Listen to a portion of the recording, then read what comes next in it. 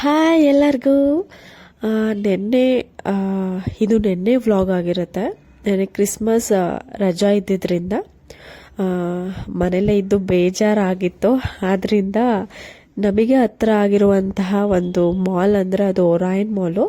So Orion ಮಾಲ್ಗೆ ಹೋಗಿದ್ದು ಬರೋಣ ಅಂತ ನಾನು, ನಮ್ಮ ಯಜಮಾನ್ರು, ನನ್ನ ಮಗಳು 3 ಜನನೂ ಗಾಡಿನಲ್ಲಿ ಹೊರಟ್ವಿ.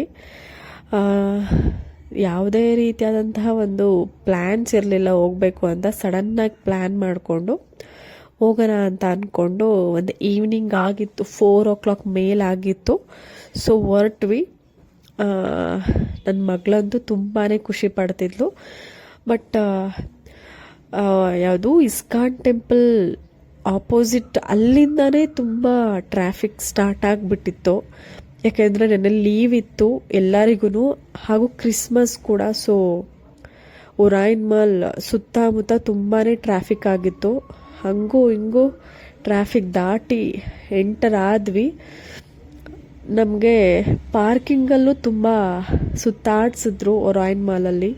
ಸೊ ಅಲ್ಲೋಗಿ ಇಲ್ಲೋಗಿ ಅಂದ್ಕೊಂಡು ಹಂಗೂ ಹಿಂಗೂ ಆಗಿ ಕೊನೆಗೆ ಪಾರ್ಕ್ ಮಾಡಿ ಒಳಗಡೆಗೆ ಎಂಟ್ರಿ ಕೊಟ್ವಿ.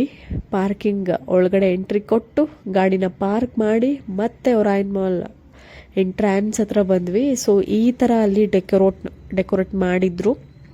ಸೊ ಕ್ರಿಸ್ಮಸ್ಗೆ ತುಂಬಾ ಚೆನ್ನಾಗಿ ಮಾಡಿದ್ರು. ಬಟ್ ನೆನ್ನೆ ತುಂಬಾ ರಶ್ ಇತ್ತು.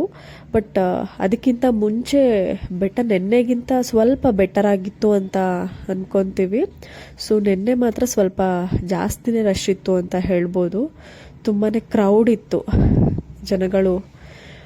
ಸೊ ನಾವು ಹಂಗೋ ಹೆಂಗೋ ಓಡಾಡಿಕೊಂಡು ಮುಗಿಸ್ಕೊಂಡು ಬಂದ್ವಿ. ನನ್ನ ಮಗಳು ತುಂಬಾ ಖುಷಿ ಪಡ್ತಿದ್ಲು. ಸೊ ಚೆನ್ನಾಗಿ ಆಟ ಆಡಿದ್ಲು ಅವಳು.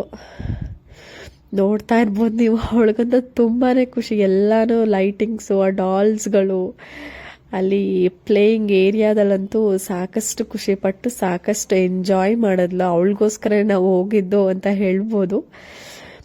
ಆಮೇಲೆ ಸ್ವಲ್ಪ ತಿನ್ಕೊಂಡು ಹಂಗೆ ಸ್ವಲ್ಪ ಎಂಜಾಯ್ ಮಾಡಿಕೊಂಡು ಮತ್ತೆ ನಾವು ಮನೆ ಕಡೆ ಹೊರಟ್ವಿ.